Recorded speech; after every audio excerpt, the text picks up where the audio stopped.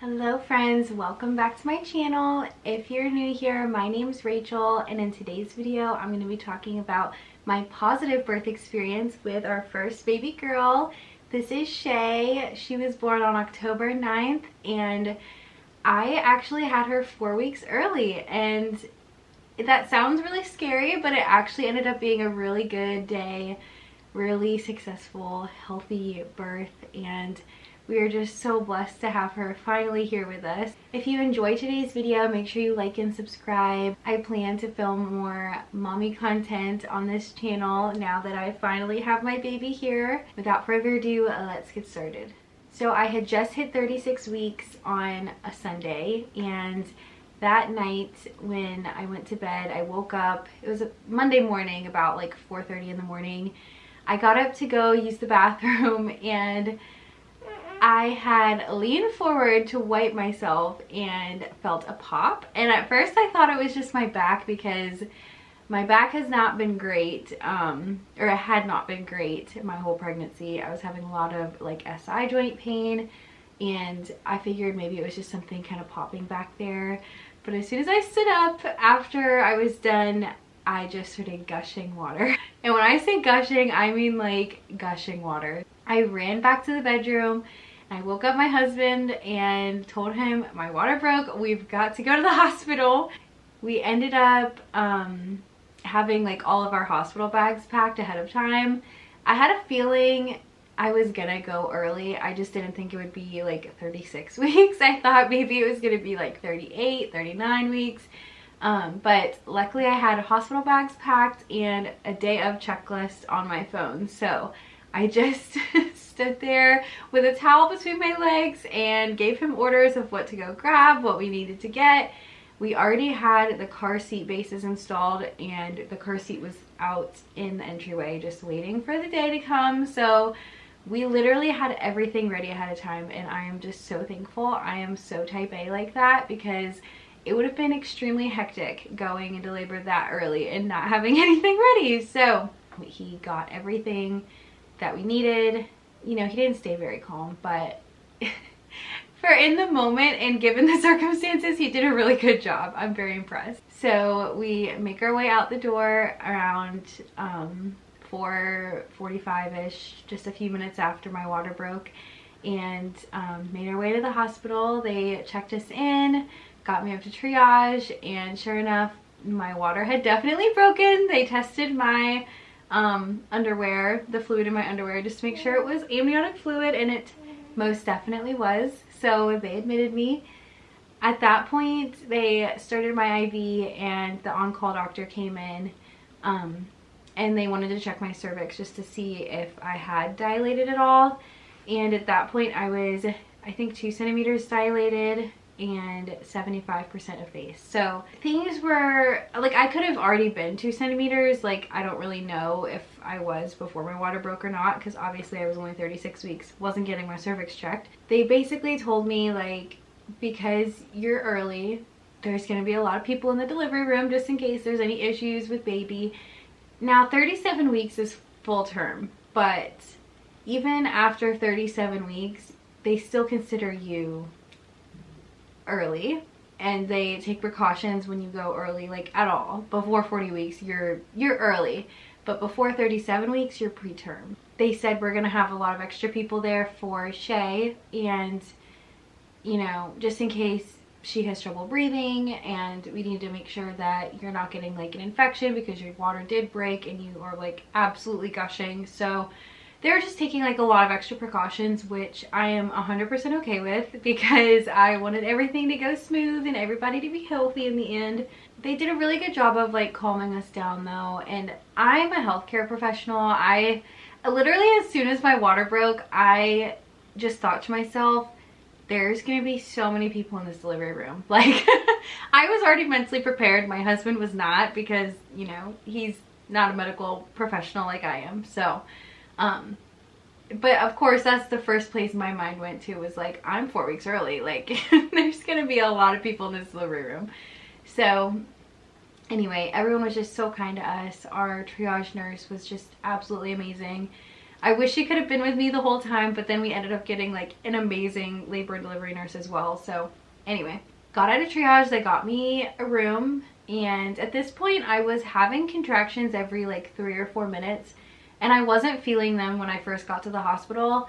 About an hour later, like when they were wheeling me down to labor and delivery, I did start to feel them. It just felt like period cramps, like very mild, nothing too crazy yet. It was just like period cramps. It wasn't like anything super painful at that point. So it's probably like 6:30, almost 7 o'clock, and I met my labor and delivery nurse. Her name was Angela. She's literally amazing, and I wish I could just give her a big hug again because she was just so sweet. Such an amazing nurse for us to have like for our first delivery. Really made it a positive experience for us, like having a really good nurse. So we're very blessed for that. My nurse talked to the doctor because I was so early and I hadn't eaten anything yet that day because obviously my water broke at home like spontaneously, wasn't like prepared, having contractions, like having snacks and everything. So she asked the doctor if I could order breakfast, and they said yes, and that was so amazing. I would have been so hungry because I hadn't eaten since the night prior, like dinner time. So I would have been so hungry if I did not get breakfast. Very grateful for that. So had biscuits and gravy with bacon and a side of potatoes, and oh my gosh, it was exactly what I needed to give me some energy. So it's like later in the morning. I'm having contractions still like 3 or 4 minutes apart. This is probably around like 10, 11 a.m. And I'm starting to feel them, like still a little worse than period cramps, but not that bad. And I finally met the doctor. He came in and he basically said, like, we would like to start you on Pitocin because your water did break and we don't want to leave, you know, your cervix like completely open with like no protective barrier for too long because you could get an infection and baby could get an infection. I was totally fine with that, so we started Pitocin on a super low dose because I was already having contractions. They just kind of wanted to like speed things up to prevent infection. So we ended up starting Pitocin and it worked immediately. I don't think we ever went higher than like an 8, I'm pretty sure. I think it goes up to 40, and I don't think we had to go higher than like 8 total because I was already contracting at that point and they just, you know, wanted to speed it along a little bit. So I started at a really low dose. I was feeling those contractions. My husband had to leave to go run our dog to a friend's house so that way she could stay with them, since we were not planning for this.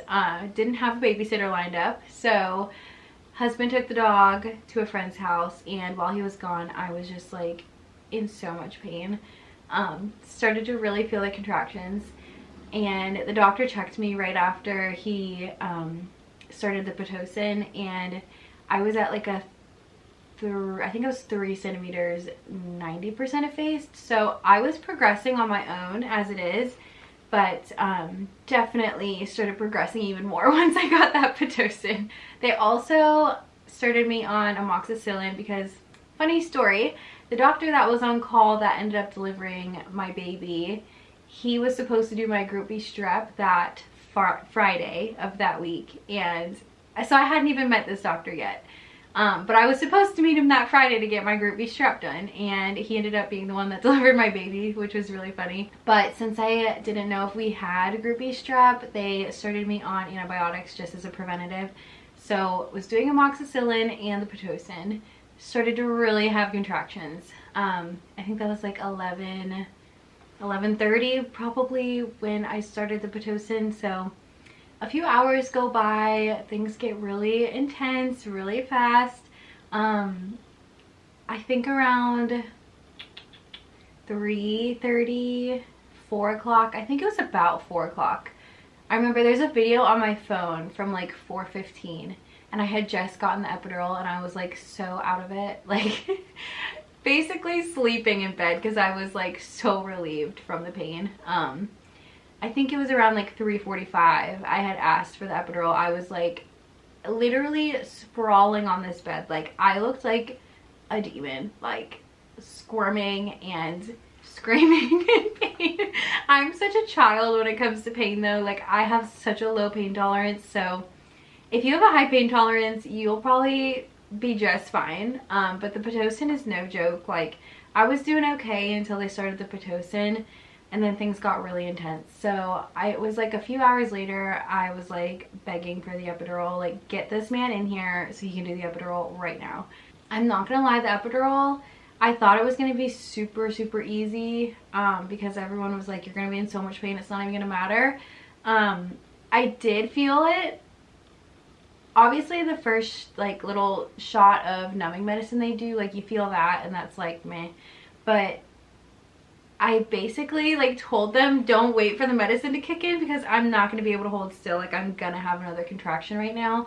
So they basically did the epidural without like waiting for the numbing medicine to work fully. So that was kind of my bad, but I knew I wasn't going to be able to hold still for them to do the epidural if I didn't like do it right then in that moment. So I got the epidural. That was intense, but not like the worst thing I've ever done. Definitely not as bad as the contraction. So I do agree with people that say that the epidural is not nearly as bad as the contractions that you're having. Husband did really well. He sat on a stool while I got the epidural done, so he didn't have to watch anything. He's not super great around blood, so we weren't sure how he was gonna do that day, but he literally was so amazing. We'll get to that later though. Got the epidural. It was like 4:15. I was feeling so amazing. Everything was great. They checked me and I was 5 centimeters dilated and 95% effaced, I think they said. So things were really progressing at that point, and I ended up just kind of like taking a nap, chilling in the bed. Everything was good. And then all of a sudden at like 5 o'clock, I felt like I was going to poop her out. Like, it was like she was coming now. They didn't believe me when I said like it felt like she was coming.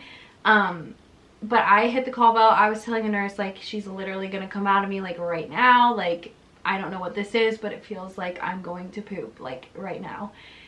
She was like, okay, like, we just checked you like 45 minutes ago, but like, we'll check you again. And my Pitocin was still only at like a 6 or an 8, I think is the highest it ever went.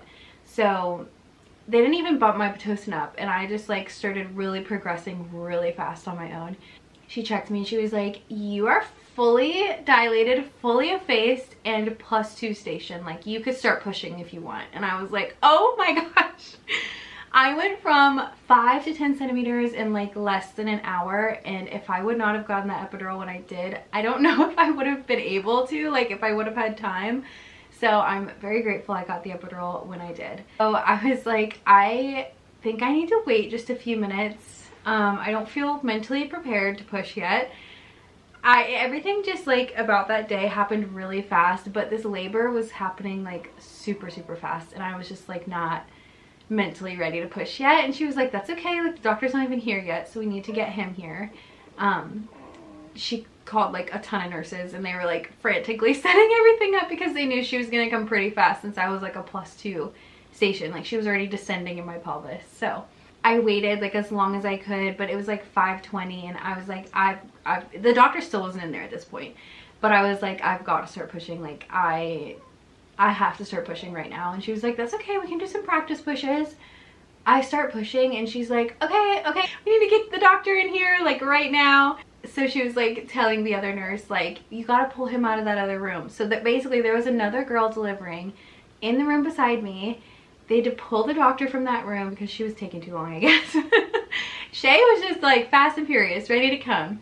So they pulled him out of her room. He gowned up, came into my room and delivered my baby, and then stitched me up, went back into her room and delivered her baby. So it was just a wild time on the labor and delivery floor, I guess. But I pushed for 8 minutes, and she was crowning before the doctor even got in the room. And she came out so fast. It was absolutely wild. I think it's because I waited so long to start pushing. That's probably why I only had to push for 8 minutes. But here she is 8 minutes later, and my husband did so good. He stood at the end of the bed holding my leg, watched her come out. He was like, Rachel, her head's out, like you're doing so good. He was my biggest cheerleader. So was Angela, the labor and delivery nurse. She was so sweet, and it was just a really amazing experience. And I'll insert some footage if I have anything that doesn't show down there. We weren't allowed to film the birth itself, or else I would have set up my camera and totally like filmed it to include it in this video, but weren't allowed to do that, so I have very limited footage of like the moment, but I do have some photos. I can insert them here or at the end of the video. But Shay came into the world at 5:31 p.m. She was 6 pounds 6 ounces, and that is pretty big for a 36-week baby. She was, I think, 19.4 inches long, and she's just absolute perfection. The sweetest baby. We are just so blessed to have her, and it was just such an incredible day and an incredible experience, and very unexpected, but we are so glad that everything went super well, especially for our first birth ever. Like, it was just wild, like how smooth the whole day went, and we were just so blessed that everything was really easy. When she came out though, she wasn't breathing super well because she had swallowed like a big gulp of water, I guess, right before she came out, and she was just really gurgly, like couldn't really breathe well.